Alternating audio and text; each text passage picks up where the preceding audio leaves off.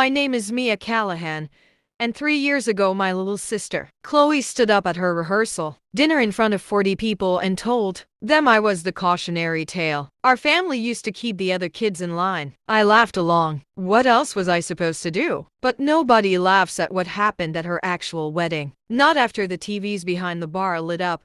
Growing up in Fairview, Ohio, there were two Callahan daughters, and everyone in town knew exactly which one was which. Chloe was homecoming queen, valedictorian, the girl whose photo hung in the trophy case at Fairview High for 3 different sports. I was 2 years older, and I was quiet. I read a lot. I didn't win anything. When I turned down a full ride to Ohio State to take an unpaid internship at a small investigative newsroom in Columbus, my mother didn't speak to me for a week. You're throwing your life away chasing stories nobody cares about, she said, while your sister is building something real. Chloe built something real, all right. She married up. Her fiancé, Preston Hale, was the golden boy of Hale Capital Partners, a boutique investment firm his father had built from nothing, or so the family story went. Preston drove a car that cost more than my apartment building. He wore a watch that cost more than my car. And every single time I sat across from him at Thanksgiving, something in my gut told me the math didn't add up. I've been an investigative reporter for 8 years now. Small papers, then a mid-sized digital outlet, now freelance for a national financial watchdog site most people have never heard of. I don't get invited to galas. I don't get toasted at family dinners. What I get is anonymous tips, redacted documents, and 3M phone calls from sources who are terrified. 11 months before Chloe's wedding, I got a tip about Hale Capital Partners. The first email came from a burner account. No name, just a subject line.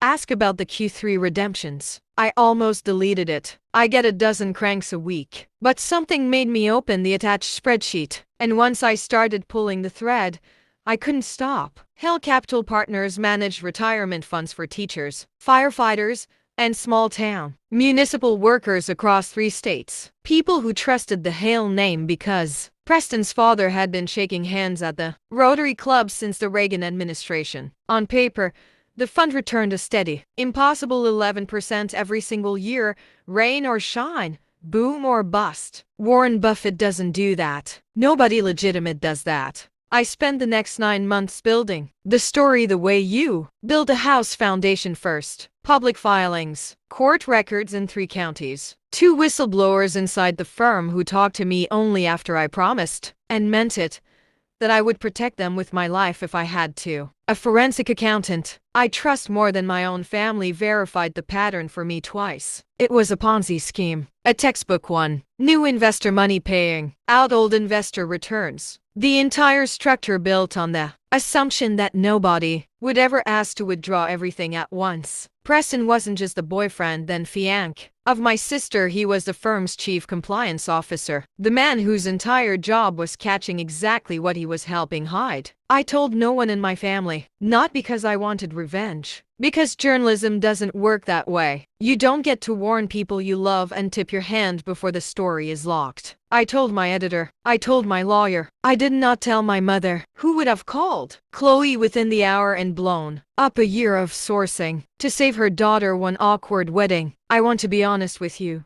I thought about it. God, I thought about it. But I also thought about the retired lunch lady in Zanesville who'd emailed me, unprompted, after seeing my byline on an unrelated story, asking if I could look into some weird stuff with her pension fund. She didn't know she was one of my sources. She just knew something was wrong and had nobody else to ask. I owed her more than I owed my sister's wedding day. The wedding was in September, at a vineyard outside Cleveland that Preston's family had rented out entirely. String lights, a 12-piece band, an open bar that probably cost more than my yearly salary. I came alone. I always come alone to these things. It's easier. My mother had asked me twice not to make things weird. I didn't know yet whether I could keep that promise, because I didn't know exactly when my story would publish. My editor had told me Friday. It was Saturday. The wedding was Saturday. Cutting it close wasn't my choice. Legal review took longer than expected, and Hale Capital's lawyers had been sent a right of reply letter 48 hours earlier. Standard practice, which meant they knew something was coming. I assumed they'd delay the wedding, or at least warn Preston. They didn't. I think, looking back, they gambled that if the story broke after the vows were said, an annulment would be messier and the Hale name would survive it better. I think they were using my own sister as a shield. That's the part that still makes me angriest, if I'm honest. Not what Preston did to strangers. What his family was willing to let happen to mine. Dinner service ended. The DJ handed the mic to the maid of honor, then to Chloe's college roommate, and then, because apparently someone thought this was a good idea, to me. I hadn't planned to speak, but my mother pulled me toward the front with a look that said, "Don't you dare embarrass this family." And so I found myself standing at a small podium with fairy lights strung behind me. A room full of people in cocktail attire waiting for the maid of honor's older sister to say something nice. I said something short, genuine actually. I talked about Chloe at 8 years old, teaching herself to ride a bike in one afternoon out of sheer stubbornness, refusing help from anyone. I said I hoped she carried that same stubbornness into the next 50 years. It got a warm laugh. I sat down. Then Chloe stood up to give her own toast,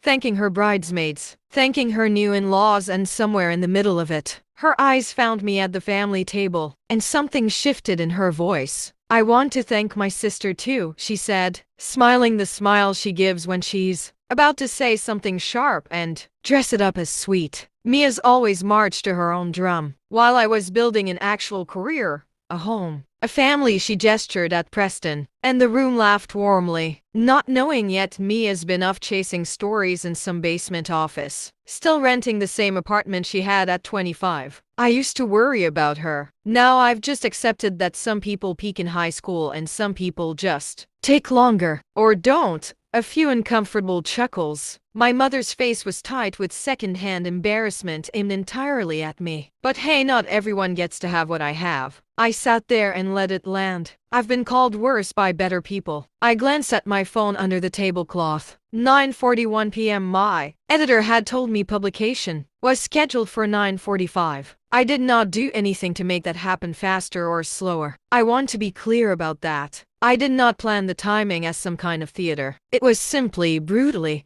the truth arriving on its own schedule, the way it always does if you wait long enough. The Vineyard's reception hall had 3 flat-screen TVs mounted behind the bar, muted, tuned to a cable business channel, Preston's father's idea, apparently, so the important guests don't miss the market close. Which tells you everything about that family's priorities on their son's wedding night. At 9:47 p.m., while the band was mid-song and half the room was on the dance floor, a red banner crawled across the bottom of all 3 screens at once. Breaking. Regional investment firm Hale Capital. Partners under SEC investigation. Multi-state Ponzi scheme alleged founder's son named as compliance officer. I didn't see it first. A groomsman near the bar did. And I watched a news spread through that room the way cold water spreads through a warm pool, a ripple, then a shiver, then everyone at once. Phones came out. The bartender turned the volume up without thinking, the way people do on instinct. And Preston's own name came out of the TV speakers in the anchor's flat, professional voice, describing allegations of a scheme that had drained the retirement savings of firefighters, teachers, and municipal workers across Ohio, Pennsylvania, and West Virginia. My byline was on the graphic in the corner of the screen. Small, easy to miss if you weren't looking for it. I was looking for it. The band kept playing for maybe 15 more seconds before someone told them to stop. Preston's face, when I finally looked at him, had gone the color of the tablecloth. My sister stood frozen in her wedding dress, her half-finished champagne toast still in her hand, staring at a television that was, in real time, dismantling the life she had just publicly measured herself against mine to build. My mother turned to me. I will never forget her face. Not anger, something closer to recognition, like she was seeing me clearly for the first time in 20 years. "Did you know?" she whispered. "I've known for 11 months, I said. I couldn't tell anyone. That's the job." I didn't gloat. I didn't stand up and say I told you so, because I hadn't told anyone, so that was the entire point. And it was the reason the story mattered at all. I just sat there while 150 guests in formal wear watched a family they'd come to celebrate collapse in real time on a television that was supposed to be showing them the market close. Preston's father was on his phone within a minute, already barking at someone, a lawyer, I assume, or a publicist, or both. Preston himself just stood there. He didn't run. I think some part of him had been waiting 11 months for a knock that never came, and instead it arrived as a Chiron at his own wedding. The FBI executed a search warrant on the Hale Capital offices 2 days later. Preston was indicted on federal wire fraud charges within the month. The marriage lasted 19 days before Chloe filed. I'm not going to pretend the months afterward were easy, or that some part of me didn't feel something ugly and satisfied underneath the guilt. My mother apologized to me in a way she's never quite managed before. Not in words exactly, but in the way she started introducing me at church as my daughter, the reporter, instead of just my older one. That's as close to an apology as I think she's capable of, and I've decided to accept it. Chloe and I didn't speak for months. When we finally did, over coffee in a diner outside Fairview, she didn't apologize for the toast. She apologized for something bigger, for spending years assuming that because my life didn't look like a milestone checklist, it wasn't a life worth respecting. I didn't know what you did, she said. I mean, I knew, but I didn't know. I thought you wrote articles nobody read. Some months. That's exactly what it felt like, I told her. And I meant it. Most investigations go nowhere. Most tips are nothing. You spend years in rooms nobody claps in, chasing things that might not exist, for people who will never know your name. But sometimes the lunch lady from Zanesville gets her pension back. Sometimes the firefighters union recovers 40 cents on the dollar instead of nothing. Sometimes the story is bigger than the wedding it happens to interrupt. I didn't ruin my sister's wedding. Preston did that. 11 months and probably years before I ever opened that first email. All I did was refuse to look away from what I found, and for once, the truth had better timing than I ever could have planned.